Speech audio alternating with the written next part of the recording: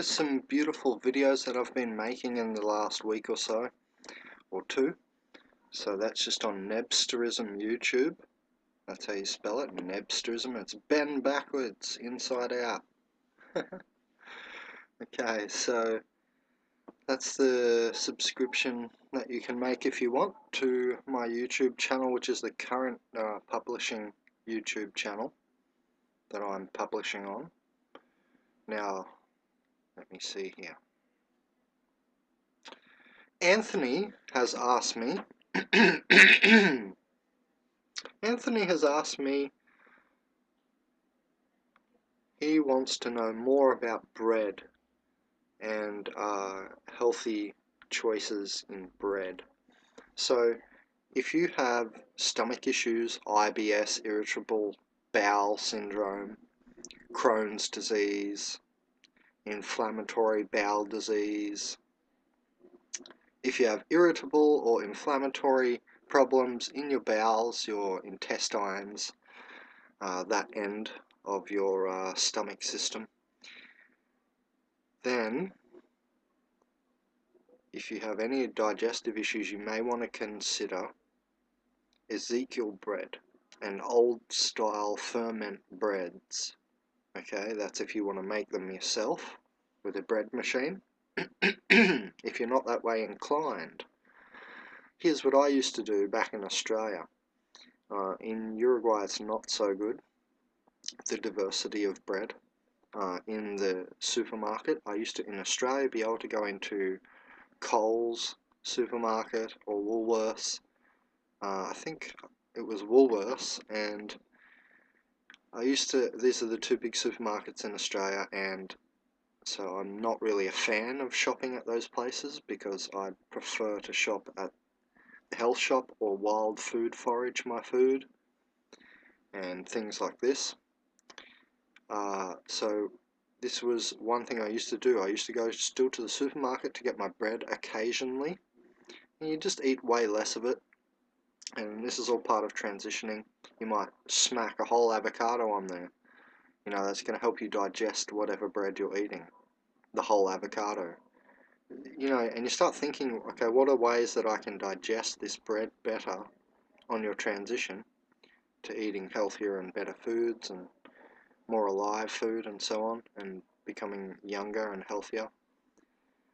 On this transition, we want to think about our bread, because, you know, it is one of the ubiquitous things. Like, we talk about meat a lot. You know, another thing is bread, and there are videos. I've produced a video with 50 dangers of wheat. Now, there's different style breads. You can have tapioca, you can have all sorts of different breads.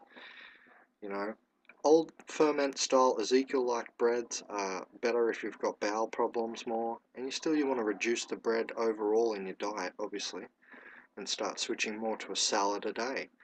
Just including one salad a day, or every second day, and just stick to that. A salad every second day. That's going to change your diet just massively. That's going to change the way you feel and how much pain you're in, and etc. Lots of stuff, your clarity, all this business. So you might want to consider, you know, making your own ferment style old kind of cool breads, and do it that way, or do what I used to do in the supermarket, which was just find the 9-seed bread with 9 seeds. That was my favourite bread. It had 9 different seeds, all those oils from the pumpkin seed, you know, high magnesium seed anyway. And I never used to really fully toast anything, maybe a little bit to heat up the oils a little bit. Somehow I'm doing some recipe. You know, I like to eat in different styles all the time, so I don't get bored, and I enjoy my food. I enjoy it. It's not a chore for me. Even going into medicine, when we start eating things like goji berries, you know, and stuff like that, and bee pollen, they're not like a chore to eat. So you got to think about what you're doing as you transition, not just go, okay, I'm just going to eat carrots. Because then things get boring if you're just juicing carrots all day and you don't stick to your consistency. So that's why I like to change things up. You've seen some of my recipes in the past on amalgamative no, Amalgam Maximum Novelty Health video series 1 to 7. They're like 2-hour videos where I talk about health. Amalgam Maximum Novelty Health 1 to 7. Anyway, here's a nutrition class that cut out halfway through while I was talking. There were just some preliminary classes at ICP Centre. Anyway, so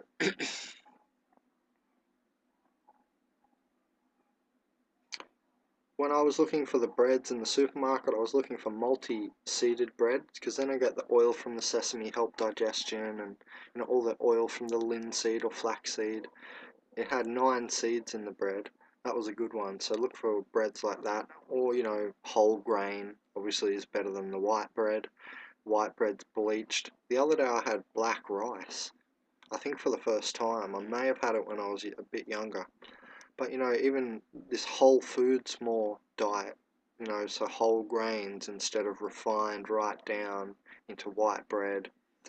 There's a big difference there already between like synthetic synthesis and like pretend food and real food. So that definitely plays into bread.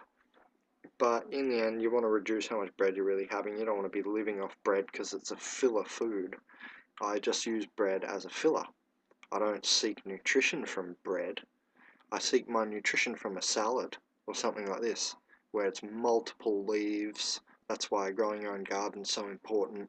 You have multiple leaves from different plants with different nutrients every day. You get your lutein for your eyes. You get all these little chemicals like zeaxanthins and stuff from the flowers, etc., that you throw in your salad. And yeah, ultimately this is the sort of thing we want to do, have an eclectic styled salad, like differently styled salad every day. Like one day you might use pumpkin, the next day you might have more avocado, etc., olives, etc., and you rotate through things, keep it exciting, in my opinion. Otherwise this just gets all boring. Yeah, so that's what my opinion is on the bread. It depends, obviously who you are, I'm strong, I'm 30 years old, I can still, take a bit of bad bread, so to speak, and yeah, it may affect that night's astral travel a little bit, but sometimes you've got to look at opportunity costs for pain and stuff in your life, or your focus. If you're always, got that little voice in pain in your head, you've got to be grounded. I've taught you guys about grounding, and there's lots of information on the internet, and I still have my big grounding video coming, which will be hours long, where I show you everything that I do. Well, just the tiny little tweaks and techniques that I add on to what you guys may or may not know about grounding already for my body, which I know will help other bodies. So look out for that video. So yeah, with the bread, just look out for more alive. It's the same pattern. We take the same pattern to all the things we're eating. Look for something that's more alive and has more integrity and is more genuine. And by alive, we mean fractal as well. So it's still in nature's fractal intent. So it still has the natural fractal order of itself in itself. So you don't mush the grain, flop it around. That's what bread is, it's beaten, broiled, and toasted. So it's not the healthiest food. So we use it just as a filler food if we ever use it.